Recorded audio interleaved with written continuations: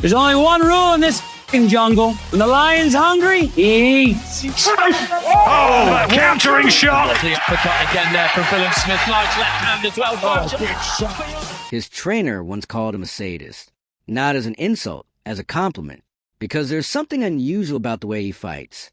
Something cold.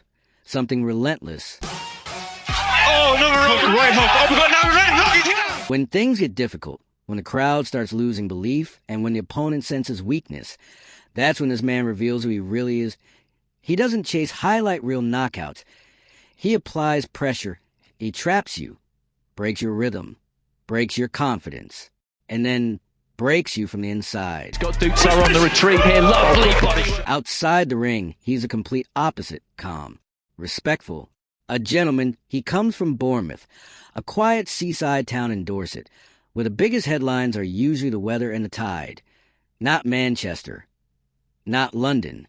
Not the place people expect world champions to come from. But this Brit had a habit of turning the unlikely into reality.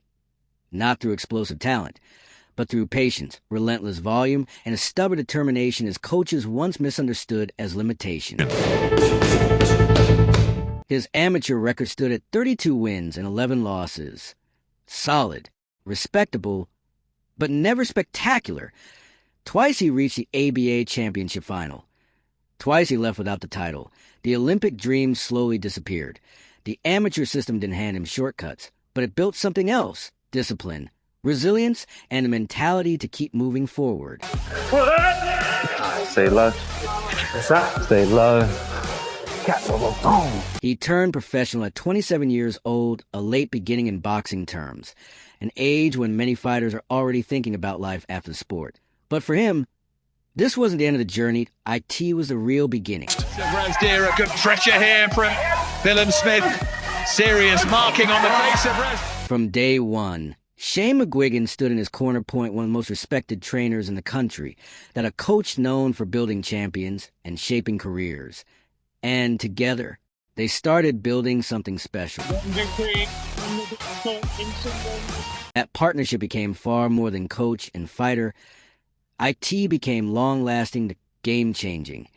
And according to Shane McGuigan himself, they discovered far more in each other than either expected at the beginning. He is now indestructible, and he grew with every win. His earliest knockouts rarely came from headshots. They came from somewhere else. The body. Punch after punch. Slow damage. Calculated damage. Breaking opponents down until resistance disappeared. Ivani, right centre now. This is good work, good ball. Even back then, it was obvious. This wasn't a fighter chasing viral finishes or dramatic moments. He wasn't searching for one perfect punch. He was searching for the place where opponents began to fall apart. And once he found it, he stayed there. From Reactport, and McCarthy's in desperate trouble. By the summer of 2019, the numbers started telling a different story. 9 fights, 0.9 victories. 8 knockouts. 0 defeats. Quietly, steadily, people started realizing this wasn't luck anymore. Something serious was beginning to grow. It's a fight between two very impressive young men. The Brit was building momentum. Everything was starting to click. And right at that moment, fate placed Richard Riakporhe in front of him, an undefeated contender, a dangerous test. The kind of fight that changes careers. There's plenty of punishment, and he's got... Richard Riakporhe *** wasn't just winning. He was dismantling people, cold. Patient point one of those punchers who never looked rushed because he knew all it could take was one right hand, one clean touch, and everything could be over. From Reactport, and McCarthy's in desperate trouble now. Billam-Smith, we've done in 6. How close he was to losing that fight against Sam. But had a very extensive amateur career, a good amateur, that freakish kind of. But for 5 rounds, the gentleman gave him problems. He outboxed him. Sharper jab, faster hands, cleaner movement, complete control of distance. Round after round, it looked like experience and pressure were beating power. Again, very, very closely. Messy at times, possibly, but...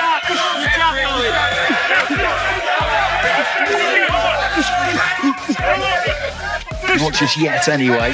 Settle. Billam-Smith looks kind of more at home in there, really. Riakporhe *** looked uncomfortable against the volume. heavy against the movement, always a step behind the rhythm. The pace kept forcing him to reset, while the Brit kept stacking rounds. Jab. It's a decent. I'd like to see Riakporhe get busy with the jab. It hasn't landed an awful lot clean. No, but Riakporhe is half landed, then a big left hand. What we've seen of him in his career, close and just smothered him, then tries to jab and smother him. Don't give him the room to tee those shots. But Riakporhe asterisk never panicked. He didn't chase, he didn't force exchanges, he hunted. Quietly, patiently, waiting for one opening. One mistake, point one moment.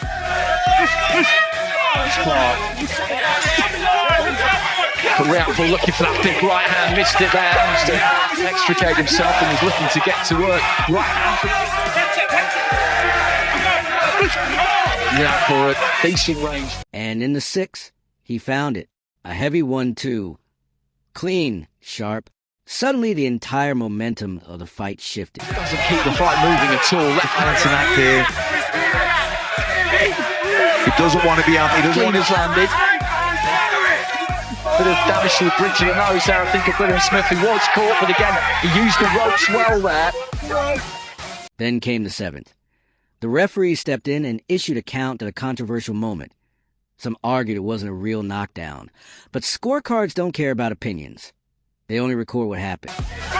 Good body shot. Good left hand upstairs as well, followed by the right of Billam-Smith. Sinks Riakporhe at the moment into the final minute of it. Yeah, looking strong here. Right hand from Riakporhe. He's just beginning to come apart a little bit here. Billam-Smith, he's looking for the uppercut there. Riakporhe and the left hand. Billam-Smith just covering up, trying to grab hold. And are the ropes keeping him up? I'd say they were, and the referee could call this a knockdown, and that's exactly what he's done.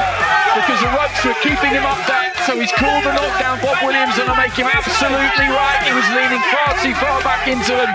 Billam-Smith, he'd been sent back into them, and Riakporhe just between rounds. But then in the ninth, the right hand landed clean. The mouthpiece flew. The head snapped back. The Brit stayed standing, but the fight had slipped away. 10 rounds. Wrong result. He's just letting go. But big uppercut. Lovely uppercut of Billam-Smith. Good body shot from Billam-Smith. Great right to the body there from Billam-Smith. Riakporhe looking to try and put it on him. Into the final minute of landing the hardest shots, but looking for that right hand. I think there's lots of fighters on the rise, lots of good fights to be made as these two just let their hands go in the final 10 seconds. One professional defeat in 5 years. Only one, but losses like that don't disappear quickly. IT stayed there. Like a splinter under the skin. A reminder. A lesson. Something impossible to ignore. Continental Cruiserweight Champion Richard Riakporhe. Less than 5 months later, the gentleman came back. This time against Craig Glover for the vacant Commonwealth Cruiserweight title. And what followed was revenge that IT was a masterclass. Pressure, precision, body work, control, the same patient style, only now sharper than ever. Seems to be coming from. We'll keep an eye on that one. Look for Billam-Smith. Long, authoritative jab. Hard right cross on the way in. Everything measured, everything controlled. Distance stayed under his command from start to finish. Every step forced the opponent to react. Every exchange happened on his terms. Billam-Smith just steps in, lets his hands go, and then moves on to the shoulder. A physically stronger fighter. It's draining. Something that Billam-Smith wants. It's been a grueling 2 rounds. Good counter left hook from Billam-Smith, giving up in this round. A bit of body work down it. Then came the 4th round, and he did something unexpected. He deliberately lowered the jab, relaxed his posture, played tired. Craig Glover saw the opening and took the bait. He stepped forward, straight into a perfectly timed 4-punch combination. But at any moment, one punch could end this fight. The way they're exchanging, how hard they're hitting, and their total disregard for defense. Well, that's a good left hand there for Billam-Smith, and he knocks him down. There was an uppercut followed by the left hand, and he went down. Second before the bell, down he went. Knockdown. The timing made it worse. Eno recovered, Eno reset. Just a long walk back, knowing momentum had completely changed. It's right at the end of the round. He just needs to regain his feet. Round 5 started. But the hunter wasn't interested in waiting anymore. Left hook to the head. Clean connection. Second knockdown. Try and usher him in, but he's got to gung-ho because there is a long time remaining in the round, but he can get this done here. Billam-Smith, and he knows it. He just needs to keep putting them together, and that was a lovely left hook, and Glover goes down to his knees again here, and Billam-Smith, I think, feels it. Craig Glover asterisk got back to his feet, but the damage was already there. 2 heavy straight rights crashed into the temple, sharp, violent. Final warning. He's having a good look here. And he's running on empty here. Glover and Mark Lyson jumps in. The referee stepped in and stopped the fight. The IT was over. Later, Shane McGuigan would reflect on performance and say, he's a completely different person. He's a completely different person. Just a completely different person. And he surpassed what I believed he was capable of. And just like that, the belt was heading back to Bournemouth. From the quiet seaside town to champion. And hoists his man aloft. For the next 2 years, the brick kept building patiently, methodically, point one piece at a time. His collection kept growing. Strong and tough, and he has to go down again. And look at this. Oh, that walks into one. Countering shot. Title after title, win after win. But he wasn't simply beating opponents. He was taking them apart, breaking them down from the inside, and collecting everything available along the way. Press that up a little bit, disguise. Well, 2 times in trouble there. His confidence was changing. What started as belief became steel, and right at that moment, the opportunity arrived. Not another fight, but a real war. I'm coming in here to smash him a bit. I just can't wait to Saturday night. How close the atmosphere has just changed in this outdoor arena. In July 2021, Tommy McCarthy arrived with 3 belts on the line. The Irishman wasn't elegant. He was awkward, rough, relentless. He had no interest in clean technical boxing. He wanted pressure. He wanted chaos. He wanted to drag the fight into deep water and turn it into an ugly war. Body work here, but good jab, high and tight. McCarthy just rolls under a left hook, and again, right-handed. He's buzzed Chris Billam-Smith. 17 seconds left. Very little time left on the clock. But the gentleman found the answer. Not with wild exchanges. Not with emotion. With precision. Body jab after body jab. Placed with surgical accuracy. Every shot chipped away at the foundation. Slow damage. Calculated damage. Billam-Smith working his way into the contest. Fighters leave a little bit of themselves. By round 8, the difference started showing. Tommy McCarthy S ribs were hurting. His movement slowed. His feet looked heavier with every step. The pressure was catching up to him.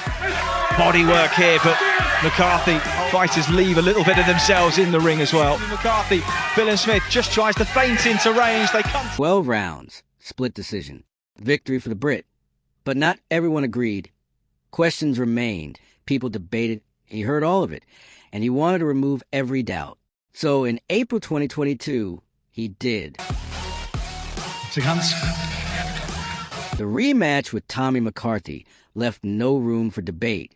This time he entered with a cold, calculated game plan. Every adjustment had purpose. And every time the Irishman tried pushing forward, punishment followed. Previous round out of the line. And more in round here. Is he beginning to really feel it? He's good right hand. Good right hand again. The dice every now and then. By the 8th round, it was over. Backed onto the ropes. Buried under combinations. Then came the finish. A crushing right cross. Clean. Final. And no arguments this time. Attack.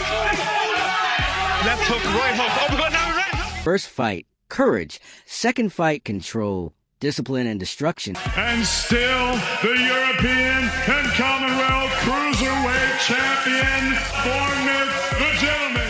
After McCarthy rematch, Chris Billam-Smith returned home with something new, a reputation.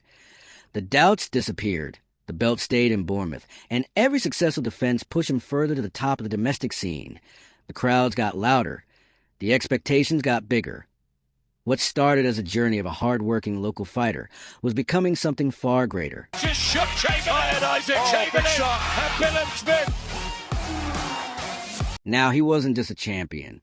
He became something more dangerous, a champion who defended his crown, finished opponents, and owned his hometown stage. Oh, good up again. The uppercut again there for Billam-Smith. Nice left hand as well. Oh, big shot. The next step was no longer about domestic glory and no longer about regional belts. Now the target was different. The world stage. I celebrated a bit too early, but that's what, came to my mind straight away. Let's go to the court and let's get a world title.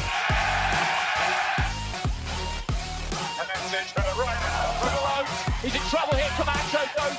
May 27th, 2023, Vitality Stadium. Bournemouth. This wasn't just a WBO world title fight. This was personal. Standing across from him was Lawrence Oakley, a fighter who had once trained under the same Shane McGuigan. They knew each other. Not as friends, but through years of shared experience. Later, the Brit would admit, "We weren't best friends, but one thing mattered more than friendship." McGuigan knew Oakley from the inside, his habits, his rhythm, his reactions, and that knowledge became the sharpest weapon in the corner. Having any trouble finding Hussein Mohammed early on. Lawrence Oakley *** came in undefeated, tall, long arms, heavy jab, a style built to suffocate opponents. His plan was simple: use size, slow the pace, trap the fight in clinches, and grind the champion down over time. To the body. But the gentleman never allowed the script to unfold. He refused to fight at Oakley's pace. Every clinch was answered. Every reset was punished. Instead of being controlled, he took control. Into the body there from McCartney. Really snap distance and just shoot it straight right hand, quite high on the head. And McCartney just... Then came round 4. Oakley stepped in, and a left hook caught him clean, down. For the first time in his professional career, *** Lawrence Oakley *** touched the canvas. Ropes.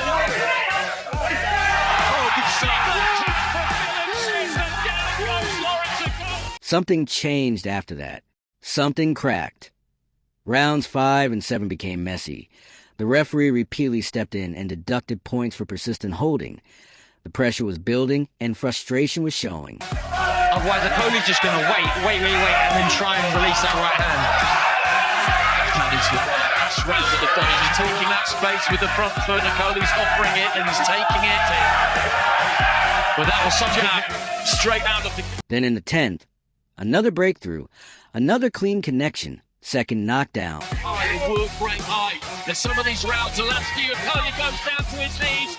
And the referee, Marcus McDonald, is... By round 11, the damage was impossible to hide. Cuts across the face, momentum completely gone. The crowd could feel history coming, and Bournemouth erupted. Left hook on the inside, and disentangled himself. Left to left, down goes Oakley. The Walker punch in there that time, and he's counting again.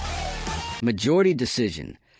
The WBO world title stayed in the hands of a Bournemouth boy, on his own turf. The same man who had once been dismissed for starting too late was now standing on top of the division. Then came the first defense, against Polish contender Mateusz Masanak. The ending felt familiar. Round 8 that the corner threw in the towel themselves. Another opponent broken down from the inside. Leads into the left hook to the body after And still the WBO Cruiserweight Champion. But one chapter still remained unfinished. Point 1 name never disappeared. Point 1 old debt still needed to be settled. Two hungry fighters who want to run it back, and this time for a world title. There really is nothing like a domestic world title fight.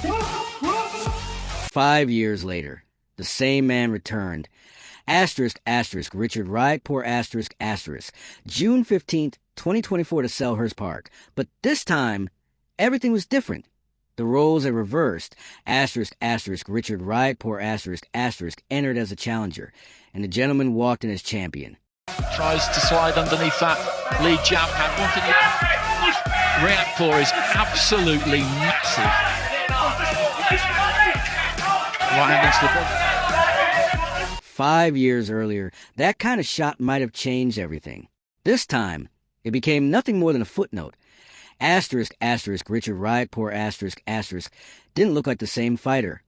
Heavier, slower, the extra weight added power, but stole speed. When you're watching the fight, you can see at any time it can change.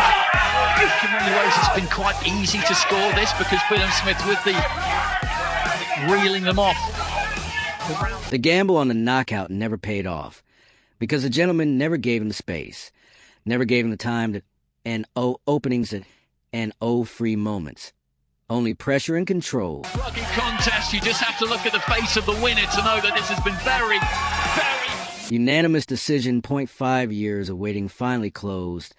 The old debt was settled. It's just in me. I don't know what it is. It's just a growth mindset, and I just want to keep improving, whether that's in or out the ring. A lot of pressure on his shoulders. Here we go. Then came November 2024. Riyadh, and standing across the ring was Gilberto Zurdo Ramirez, former light heavyweight world champion. Heavy hands, elite boxing IQ'd out on paper, the toughest test of his entire career. Upsets. He was not used to being the underdog and caught in the upset. A little bit of a rhythm now. And in round 7, one powerful shot changed the fight. A crushing hook landed and cracked his ribs. Suddenly, every breath became work. You throw a hook. Try to beat that shot. Nice left from Zurdo. But the Brit kept going 0.12 full rounds, with a fractured rib, and both hands damaged, and no excuses, and no quitting. Only survival and persistence. Sergio, I feel like Ramirez, even though he's 33 years old, there's one right there, but... Man, with both guys standing in front of each other, rock and sock them, giving as much as it takes, man. Look at this beauty. Incredible fight! When the final scores were announced, unanimous decision, victory for Gilberto Zurdo. Ramirez, the belt was gone, but the gentleman didn't disappear. Then came April 2025 at Tottenham Hotspur Stadium. Asterisk, asterisk, Brandon Glenn and asterisk, asterisk arrived carrying a 2-year grudge and talking publicly about brain damage. Later, the Brit admitted those words affected him more than expected, so much that he seriously considered pulling out, not to protect himself, but to deny the payday. Instead, he leaned on preparation, turned to his breathing coach, and stepped forward anyway. The finishers has to fire back, and he's going to throw the jab to the body as well. You're just seeing him there. He just real ambition. Spot body shots off Smith just before. 12 difficult rounds followed. Slippery canvas, constant body exchanges, and no easy moments. Only pressure, adjustment, and endurance. From the jab. Bulletproof chin there. They were free now. Beautiful right uppercut from Billam-Smith. Smith, he's due for that uppercut. One of those. Harrison 55. These two, when the bell goes. Unanimous decision. Then after the final bell, an embrace. Respect to place everything that had been said before. Asterisk, asterisk, Shane McGuigan, asterisk, asterisk, calls him a sadist, and maybe that's the most honest compliment a fighter can receive, because a gentleman seems to become stronger exactly when things hurt, when people doubt. When the only choice left is to absorb, endure, and break the other man first, he turned professional at 2-7, Olympic pedigree. Lost once. Came back and won the rematch. Lost the belt. Stayed in the division. And now, June 6, 2026 at Bournemouth. Home again. Not the most obvious place for a world champion, but the story stopped caring about obvious a long time ago.